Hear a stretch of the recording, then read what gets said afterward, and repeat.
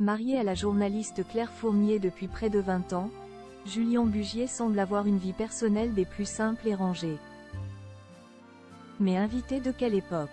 Ce samedi 1er juin 2024, le titulaire des 13h de France 2 en semaine s'est livré à quelques confidences, et notamment sur les critiques qu'il a émises, à tort, sur un récent projet de vie de sa femme. Ce samedi 1er juin 2024, Julien Bugier et Maryse Burgot étaient les invités de Léa Salamé dans son émission Quelle époque. Les deux journalistes étaient venus assurer la promotion du dispositif exceptionnel proposé par France 2 à l'occasion du 80e anniversaire du débarquement qu'ils chapeauteront dans la nuit du 5 au 6 juin prochain. En direct d'Utah Beach dès 22h50, Julien Bugier et sa consoeur proposeront La nuit la plus longue, une émission de 75 minutes qui rappellera les grands contours du débarquement. Cette émission intégrera l'intelligence artificielle, qui permettra de restaurer et coloriser les images de l'époque. Des envoyés spéciaux seront dépêchés partout en France, aux côtés des forces alliées et résistantes. Mais alors qu'il était venu pour promouvoir cet événement majeur de l'histoire française, Julien Bugier a été surpris par les questions d'ordre privé que lui a posées Léa Salamé en fin d'entretien.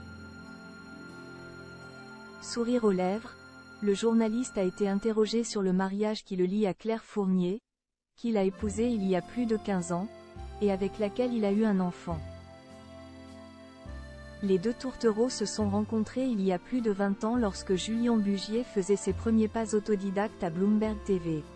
Implanté à Londres, il était sous la direction de sa future épouse, qui, elle, travaillait depuis New York. Il y a quelques mois, Claire Fournier, en plus de ses activités de journaliste économique pour LCI, a choisi de se lancer un nouveau défi de taille, celui de créer son propre podcast. Dans Chaud dedans, la quinquagénaire, d'11 ans l'aînée de son époux, vulgarise la ménopause et ses contours et aide ses auditrices à mettre des mots sur leurs mots. Un concept que Léa Salamé a félicité, tout comme Julien Bugier, pas peu fier du talent de son épouse. Néanmoins, le concurrent de Marie-Sophie Lacaro a reconnu avoir mal réagi à la découverte de ce projet. Jay était un peu con. A-t-il ainsi débuté, avant d'expliquer plus en détail sa réaction. C'est quelqu'un qui est assez réservé dans sa vie, en général, et tout d'un coup, elle racontait des choses dans son podcast qu'elle ne m'avait pas racontées. Et c'était aussi sa manière de les partager avec moi. Et Jay compris plein de choses, s'est réjoui le journaliste, qui a souligné que le projet de sa chérie permettait à de nombreuses femmes ménopausées ou préménopausées de s'ouvrir à elle. Elle reçoit des milliers de messages de femmes qui lui disent « Mais merci, merci. Enfin, tu mets des mots sur ce coin de vie, parce que c'est vrai que c'est aujourd'hui un tabou.